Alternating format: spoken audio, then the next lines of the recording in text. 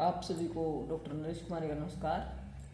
आज की इस वीडियो में हम हिंदी विषय के व्याकरण का टॉपिक अनुतान, सुर एवं संगम के विषय में पढ़ेंगे। ये बहुत ही छोटे छोटे टॉपिक हैं, लेकिन इनका बहुत ही महत्व है।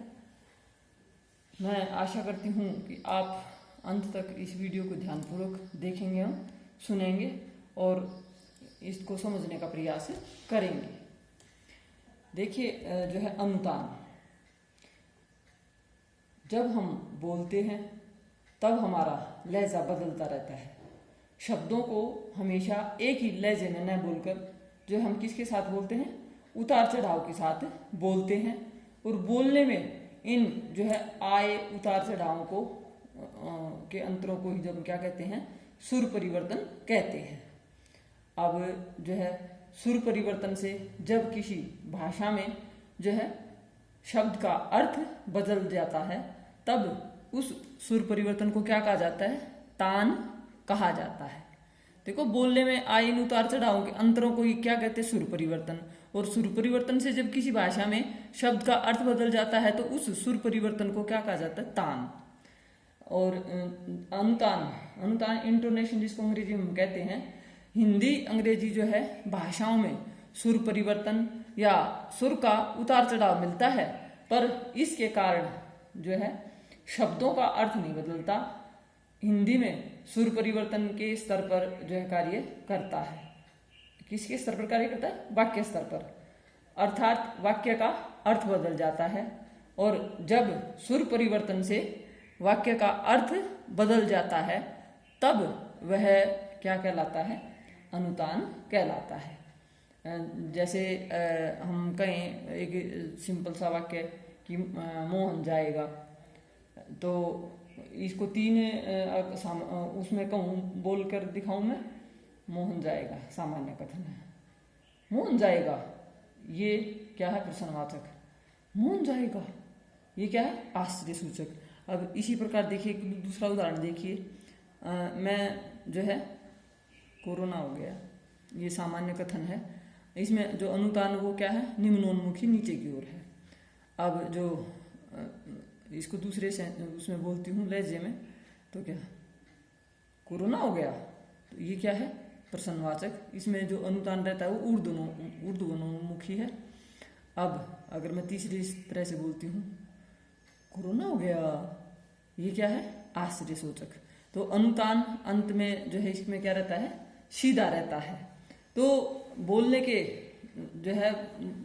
ढंग से ही इन वाक्य स्तर पर इन तीनों का अर्थ बदल जाता है। अब हम आगे बात करते हैं संगम। संगम शब्दों का उच्चारण करते समय, संगम को अंग्रेजी में क्या कहते हैं, जंक्चर।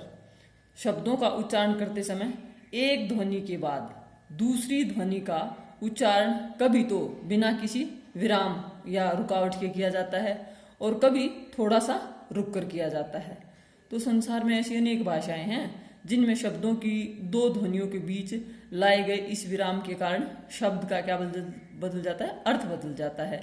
जैसे कि हिंदी में हम बात करें, सिरका, सिरका में विराम देने से सिरका, तो बिना विराम दिए इसमें सिरका, दोनों के अलग अलग अर्थ हो जाते हैं। एक तो सिरका मतलब जो अचार में डालने के लिए हम कहें, अचार के लिए सिरका ले आना।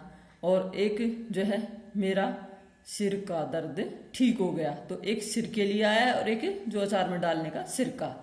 तो उच्चारण करते समय यह भी ध्यान रखा जाता है कि किन शब्दों को प्रवाह में एक साथ पढ़ना है और किन के बीच में हल्का सा क्या देना है, विराम देना है, मतलब रुकना है।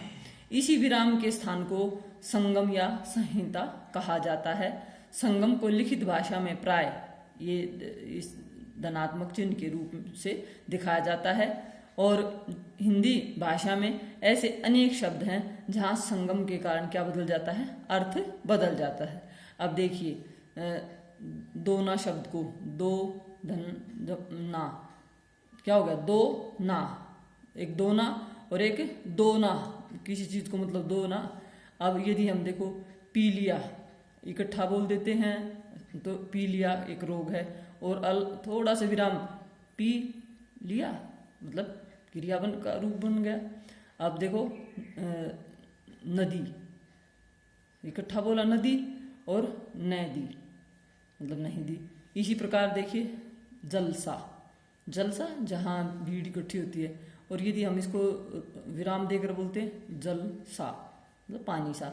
आप देखो कारण, कारण, और यदि इसको हम अलग अलग करके कारण।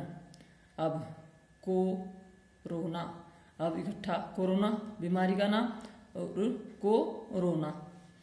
अब इस वाक्य से बिल्कुल ये क्लियर हो जाता। देखिए उसके पिता का रण में देहांत हो गया, इसी कारण वह नहीं आया।